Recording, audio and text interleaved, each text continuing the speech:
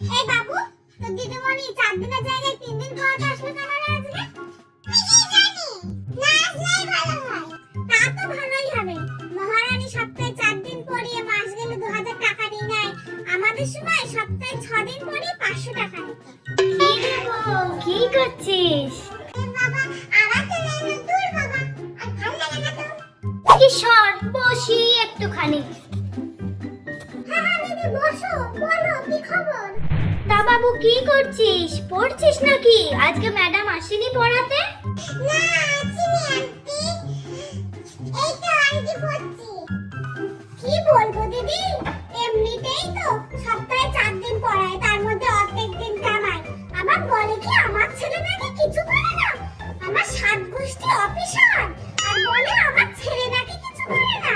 ছি ছি, দেখো কি সুন্দর লিখেছে খাতায়। দেখো দিদি দেখো, আমার ছেলে সব পারে, সব।